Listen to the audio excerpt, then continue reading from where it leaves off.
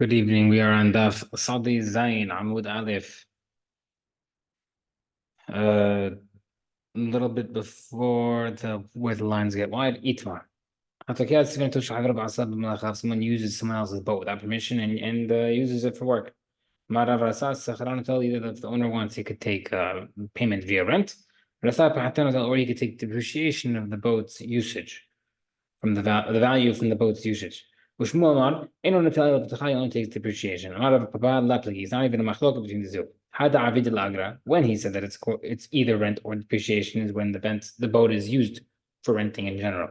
هذا لا عبيد الأجرة but when we say they only take for depreciation is only if it's a boat that's not usually used out for renting out. دي بدي different answer have عبيد الأجرة really both cases is referring to where it was used for renting. هذا نحيط لعبيد الأجرة. This is where he paid for either ones where the owner wanted to rent it. He just didn't tell anybody. The other ones where he pays for depreciation is where he went to steal it, to use it for stealing and not to rent. He just got caught. Next part. Gazal matbea bin istak. Someone stole a coin and it cracked. To pay the time of the robbery, but if he stole a coin, it became pasul. If it became unusable, then you can return it as is. Amarav huna. Istak. When it says that it cracked, it means it actually cracked. Nefsa, when it says you can't use it anymore, pasul, psatul malchut means the government disqualified it. If that says psatul malchut nami hanistak, when it says that it disqualified, it also means cracked. So what would be the case of pasul? It's not allowed to be used in this country, but you could still use it in a different country. According to you, who said that when it means pasul, it means from the government that was disqualifying it. You have a case of maybe it's comparable to the case where the guy stole fruits and they turn rotten, or wine that turns vinegar. That's comparable to the case where the malchut was the government disqualified it. But in those cases, you have to pay the time of the robbery. How come you don't have to do that over here? It's different. The case of the wine, the fruits and the wine turning sour, that is different because that's physical change. You get the smell, the change, etc. Over here, by the coin, nothing changed. Therefore, it's different. According to you, who holds that the government disqualifying it is considered cracked. The case of Tiruma that became Tameh. It's similar to a case of a coin that is disqualified. The Mishnah said over there that the guy can give back the fruits that became tameh. So how come we can't do anything by the coin? Right? If nothing physical changed, the Gemara says, By the case of Truma, nothing physically changed at all, and you can't even see the change. By the case of disqualified coin, by observing it, by looking at it, you could see, oh, this coin is not in service anymore. It's out of currency. Someone lends his friend money and payment on a certain coin, let's say 8 nickels. Then they stopped using nickels. They stopped using that coin. Marav says, you can give the payment that corresponds to that payment now. The borrower can pay back with the original coin and say, okay, use it in the other country. When Shmuel said that you could go to the old coin and make the guy travel, is referring to a case where he has work to go there. He has a reason to go there. But if the lender has no plans to go to that city, look, he can't give him that coin. One second. Right?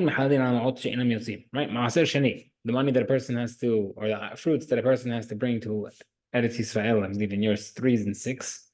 He has certain fruits. He has to eat those fruits in Eretz Israel, in Yerushalayim. If he doesn't want to bring it all up, he can sell it and use the money to buy something there. So let's say he wants to make something Maaser Sheni onto coins that it's not good for currency. Okay, so what's the case? Kozbiyot Yerushalmiyot, these type of certain coins, or original king, original king coins, which do not usually use as currency now, and mahalin, you cannot use them. But if you can use later kings, even though they also are not really used now, mahalin, they do work. So how can we say in our case, like how come we can't use other coins by us? How come it has to be completely good? Maybe you could use like coins that are recently used, even though not currently in currency. It's referring to where the countries are not makpid on the other, and they allow you to use other people's other countries' currencies. And say like Israel allowed to use US dollars.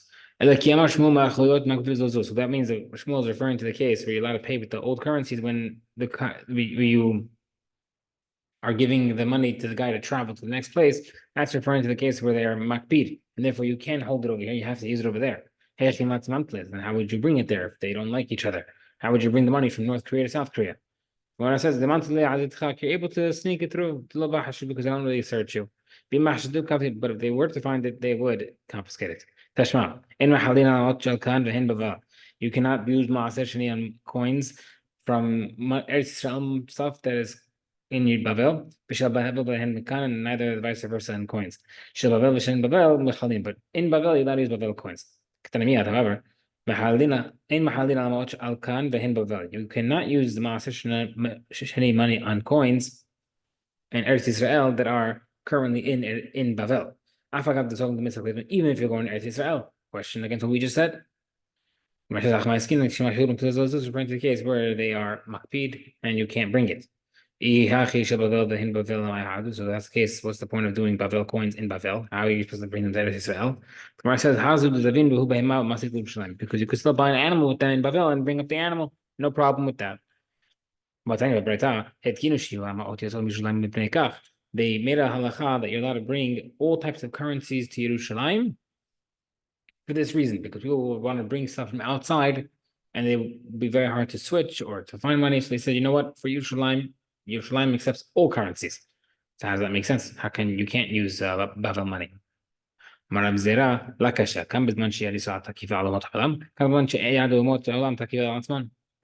If Bnei Israel are in charge, they're dominating the government's running out of Israel, yes, then you can use whatever you want. However, when other countries or the Goyim were running out of Israel, they wouldn't allow it.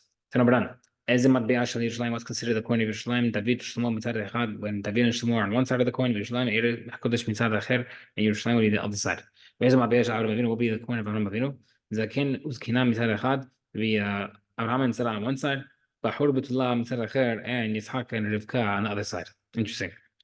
That's the question. One lent his friend money in a certain coin. Let's call it a nickel.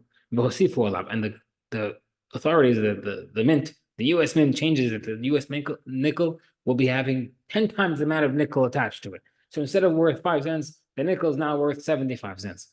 Mahu. How do you pay the guy back? You have to give him the new nickels. Even if it's huge like this, like a bigger sifter, it's much more money. Yes. Even bigger, if the new coin is even as big as this item. Yes. But that's not fair. That's a rebate. He paid you 10 nickels, which is 50 cents, and now you're paying him $7.50. Does that make sense? That's a rebate. We say it depends. If it's the stuff in the world is cheaper because of the greater coin, then you reduce the payment. Meaning, if it's just the silver that increased, true. But if it's because of the market price, nothing to do with the price of silver, but rather the whole market's down, we don't reduce it. But still, even if the prices are changing, he still got more silver. He still has more amount of physical silver. He can melt it and you would weigh the amounts from before and after. He still gets more. How's that fair? What it says, rather what they did was, these rabbis, they would do it, they would change it proportionately or prorated for whatever it was. So they would change it. If let's say 8 of the old coins would be equal to the 10 previous, that's what they would do. Someone throws his friend's coin into the ocean, you're patur. Might have no why. He could say to him, the coin's right in front of you, go take it. If you want to take it. The only time that works, it's clear water, because you still can see it and you can take it. But if you can't see the water because it's dark, you are paying him. That's only when you knock the guy's coin out of his hand.